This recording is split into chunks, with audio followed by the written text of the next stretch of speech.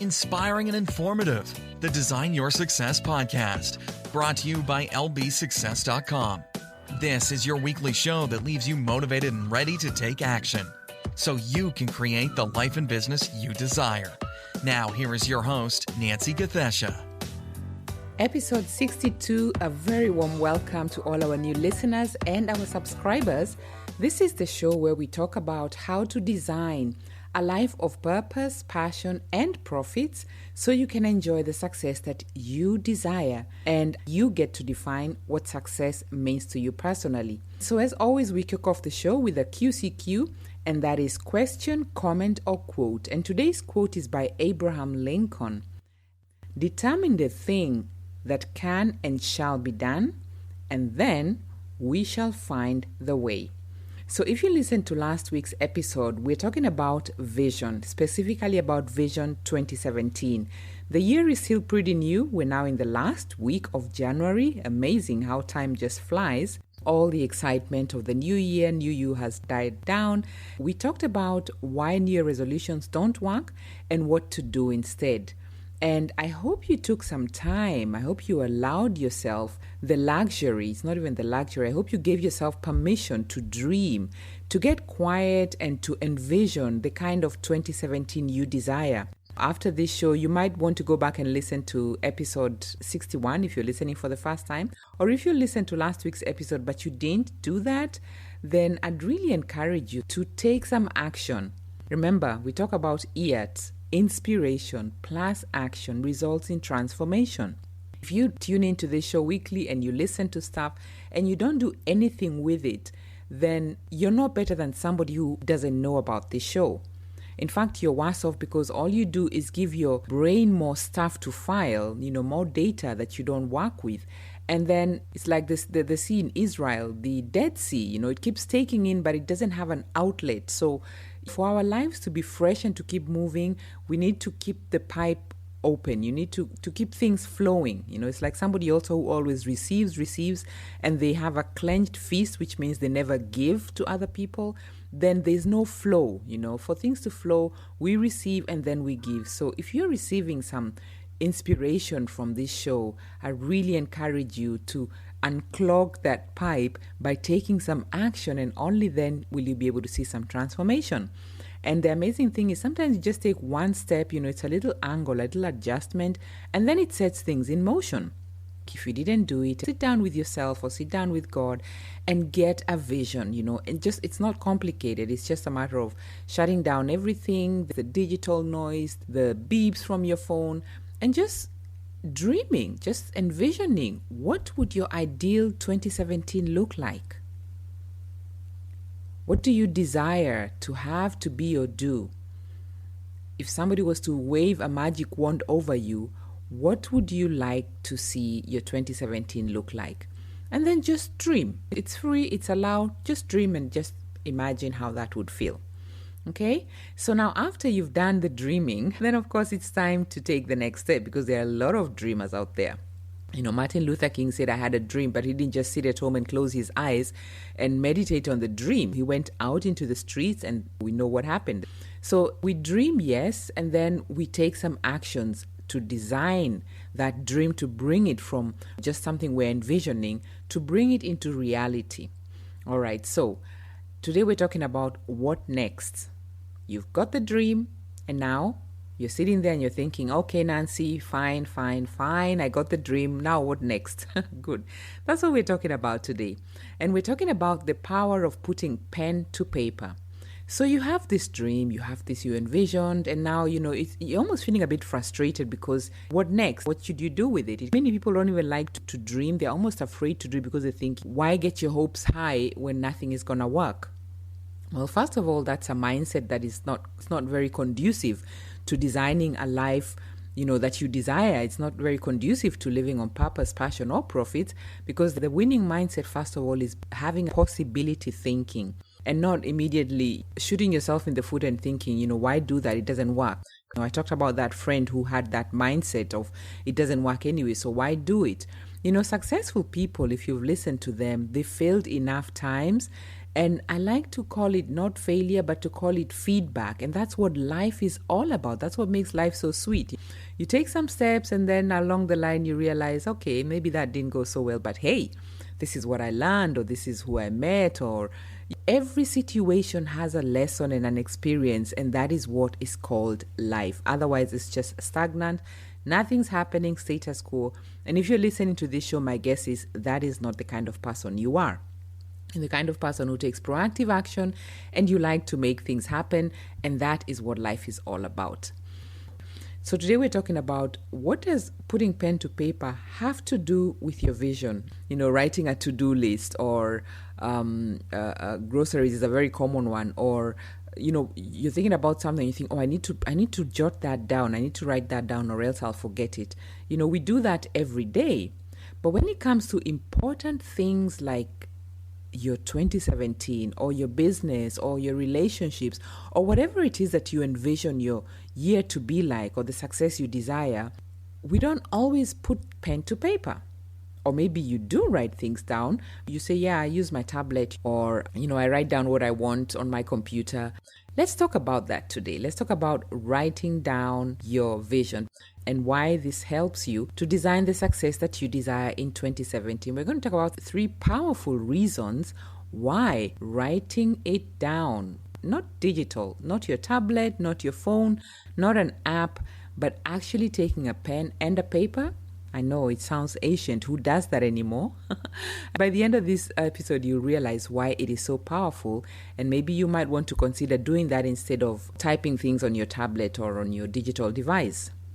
So the first thing that writing down things does is it draws out what you envisioned earlier, what you imagined.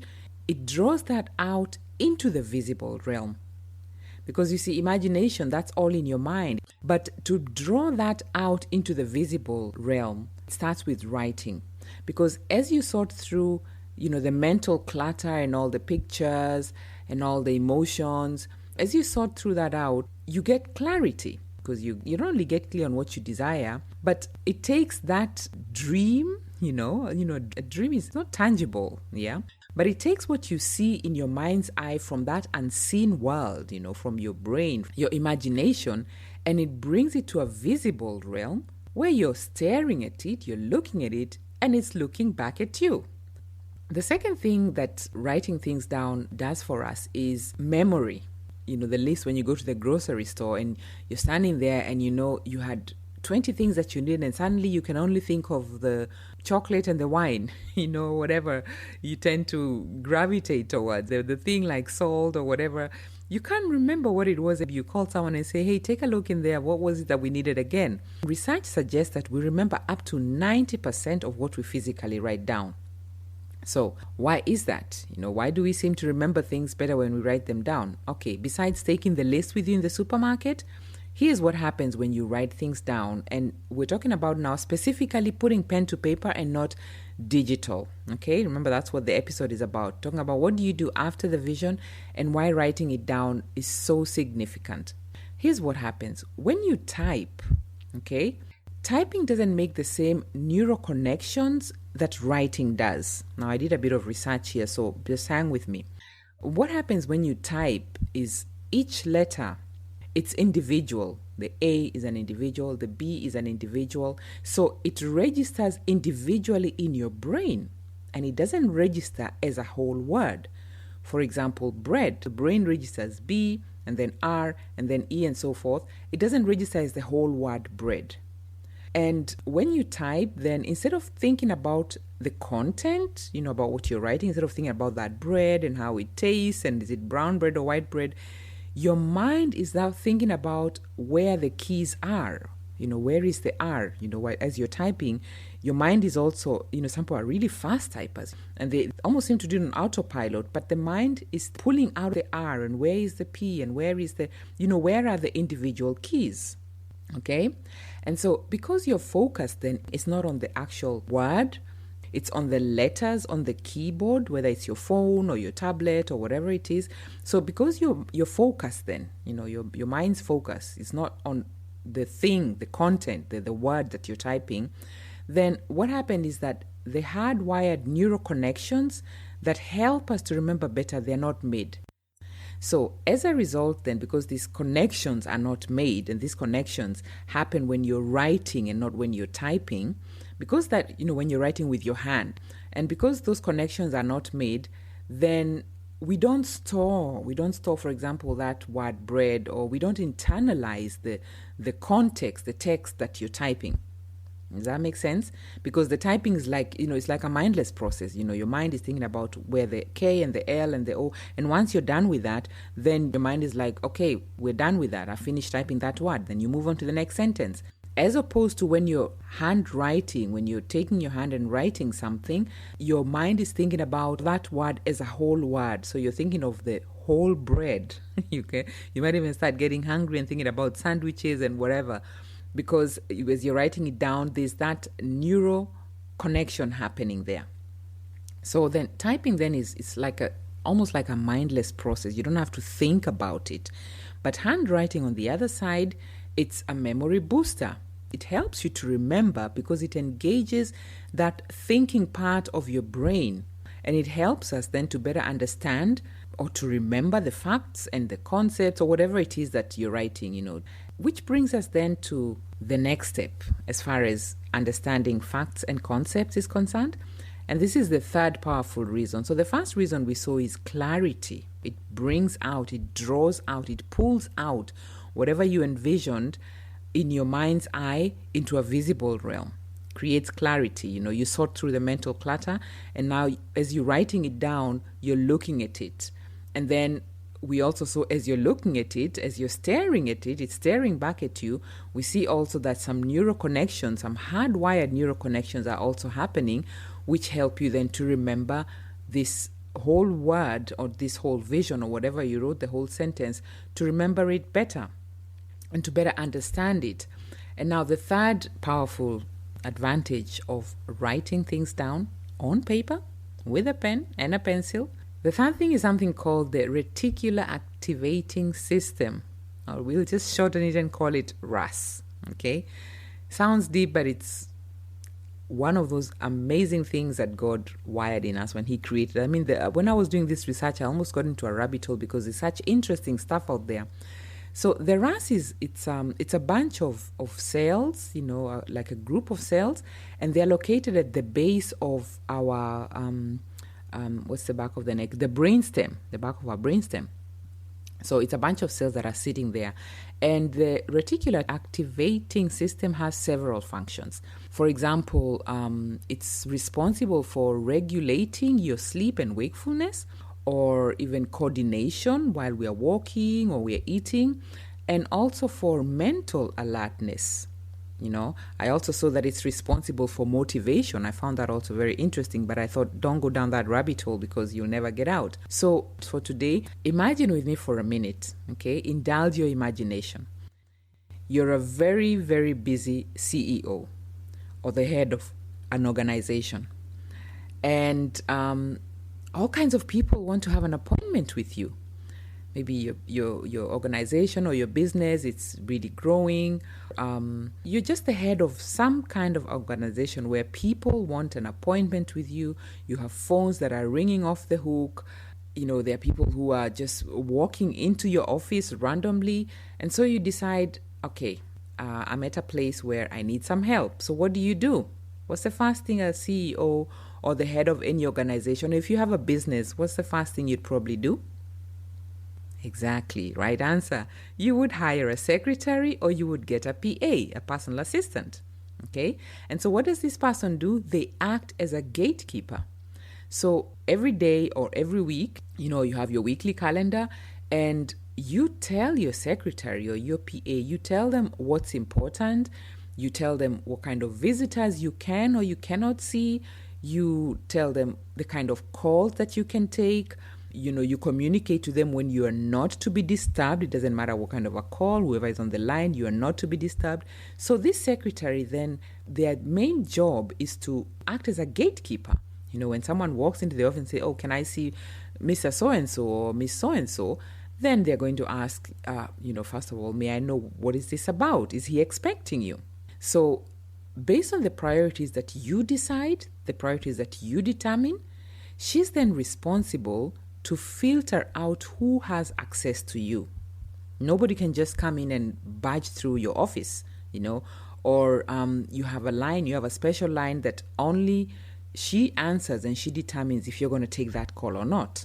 Not everybody has your mobile phone. There's a place in life where you don't give everybody your mobile phone, because then you'll never get anything done. So there's a particular phone that your secretary filters the kind of calls that you take or the kind of visitors that you receive. So are we still together? Imagine you are the CEO. And that's a scenario that happens every day in life. I mean, you want to call, you're pitching your business, or you want to talk to somebody important, you have to go through their secretary. There's no two ways around it. There's somebody who gets to say, stop, first we need to know what is all this about. So the RAS, the reticular activating system, that's exactly what it is. It's a gatekeeper. And the same way that the secretary, filters the people who have access to you, the RAS filters out the information that we process, the information between our conscious and our subconscious minds, because at any one given time, we are bombarded with billions of information, with billions of data. It could be sounds, it could be sights, colors, figures, shapes. There's all kinds of information that is coming at us so much. But the thing is, our brain can only process so much. Just like you, as a CEO of your company, you can only see specific amounts of people, and you cannot see everybody. Some people you'll have to tell your secretary to deal with them. You just cannot receive them based on what is the reason for their call or for their visit. And it's the same way with your mind. You cannot process everything. So what the RAS does is it filters that out. And here's the key. You decide, you tell it what is important. You tell it what to focus on. The same way you would tell your secretary, if Mr. So-and-so called, put him through. Or if this person who is trying to sell me their latest SAP software comes again, I am not available. Do not ever set up a meeting with, oh, by the way, nothing against SAP, just in case I get in trouble. I'm just giving an example about maybe things that I've encountered along my different working activities. So the same way that your secretary then has the authority, to limit the access that people have to you, then your RAS also has the same thing. But you have to tell your RAS what to filter.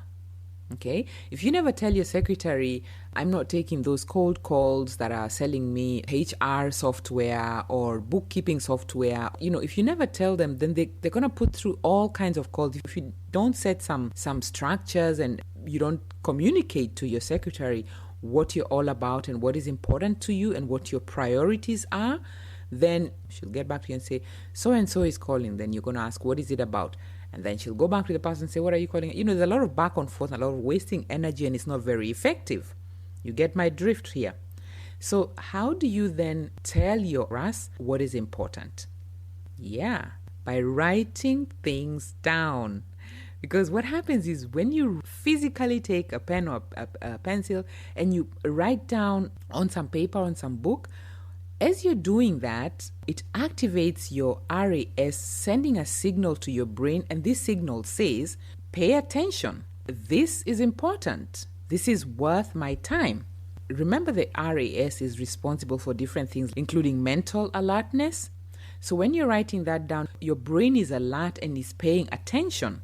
And so what happens then is that your subconscious and your conscious mind then become alert to signals and to signs that are associated with what you wrote down. Let me go back again a little bit. Remember the secretary. You are the CEO. You tell your secretary you're receiving calls based on a certain project. So when someone calls about that, she will know, oh, this is something that you need to take. This is something that be worth your time to have an appointment with. And it's the same way with your RAS. When you write down your vision, when you write down something, in effect, you're telling your gatekeeper, this is important, this is worth my time, get me some information on this. Okay, again, let's use the secretary. Maybe you want to employ somebody to take care of the finances in your company. Your team is growing. And so you're going to tell your secretary, okay, we're going to need a chief financial officer. Can you get me some information? So what is she going to do? In fact, you don't even have to tell her to get you some information. She knows that if it's hiring time, then she needs to go through either applications, where does she need to put an advert, that we're hiring. There are different things that she's going to go into getting the job done to find the related information that you need to make this thing happen. Okay? So it's the same thing with your RAS. Once you write down something, it picks that up as important. It starts to focus on everything that is related to that thing which you wrote down, in this case, your vision. Okay? It starts to what happens is you start seeing things that are related to that vision. So let's say, for example, I'll use something that I saw a lot when I was researching. You want to get a red car. Okay, you look at different colors and you decide, you settled on a particular one and a red one. So what's going to happen is you're going to start seeing all kinds of red cars on your radar. And the red cars were there all the time, but you didn't see them before because your RAS had not filtered that, your gatekeeper had not filtered that as important. Okay, so that's really the third very, very important and fascinating thing that about writing down our goals, and how it's not just some new age and law of attraction. This is science, and this is something with our body. You can go ahead and research that, and this kind of stuff gets me down some rabbit holes because I find it very, very fascinating, how we are created wonderfully and fearfully. So that's the last point of what, the thing that you envisioned, writing it down on a piece of paper and not just typing it.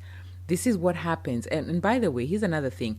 The effect that writing down your vision with a pen on a paper, the effect that has is not the same as when you type it. I didn't find any research that suggests that typing has the same effect. So your RAS is not activated to realize, this needs to be filtered. This is important. That will happen when you write things down. So that's what happens then. It gets to work and it starts finding solutions for you. It starts filtering out all the millions of unrelated data that we are bombarded with every day. And can you agree with me that today more than ever, there is so much competing for our attention that even seeing that red car, it can be a challenge because there's so many, here's another tweet, and wait a minute, here's another a Facebook post. What's that? My WhatsApp phone.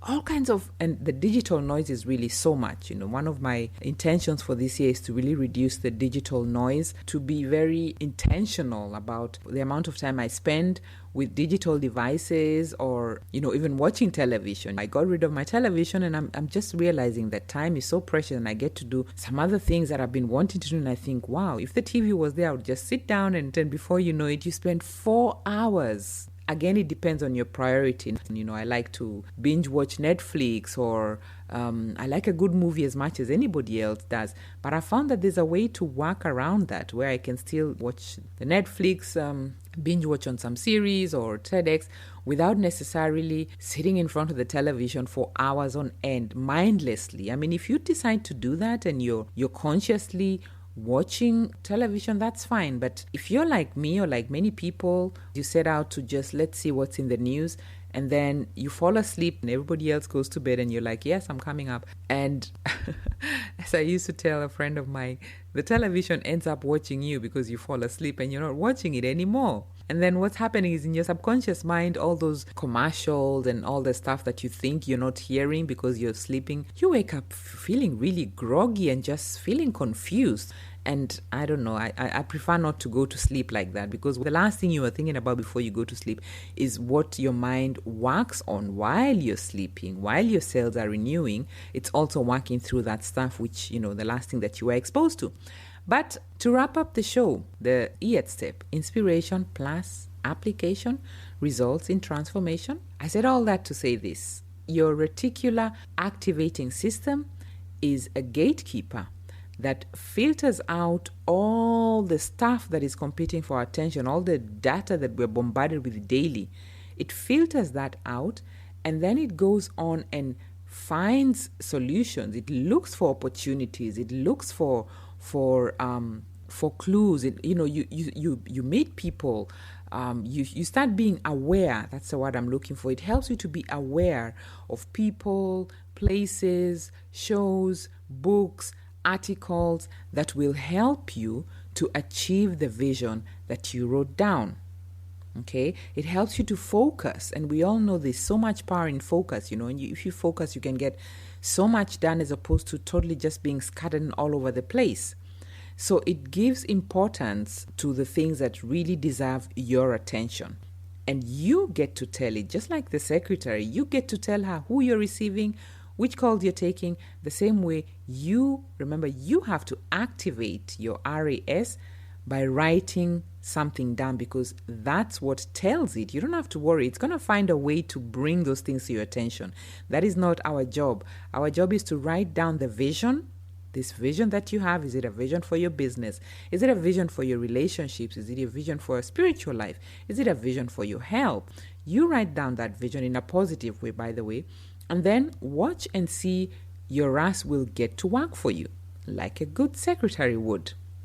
Okay, you give them the directions of what's important, and the rest is their job. You don't have to worry. All right? So that was our show for today. Your brain needs you to tell it what we're going to make happen this year. So how about that then? Today's action step is to write down the vision. Write down what you desire in 2017, without having to worry so much about how is this going to come to pass. And on the next episode, we'll talk about one more thing. By the way, writing down the vision is one of the ways that you can activate the reticular activating system. It's not the only way, but it's one of the ways. And on the next episode, we're going to talk about a very fun way to jumpstart your vision, really give that gatekeeper more good stuff to work with to help you make things happen. Alrighty, that was it for today. Your host, Nancy Gathecha, thanking you so much for tuning in and reminding you that you can live by design and not by default. And one of the days you do that is writing it down. I'll talk to you in the next episode. Thanks for tuning in. Remember, if you like this show, subscribe on iTunes or go to my website and you can subscribe via email. So you not only get updates as soon as the show is live, but you also get some exclusive content that I only share with my email subscribers. The website, lbsuccess.com. I'd love to connect with you there. Thanks for tuning in. God bless. For more inspiration and the resources mentioned on this show, visit www.lbsuccess.com today.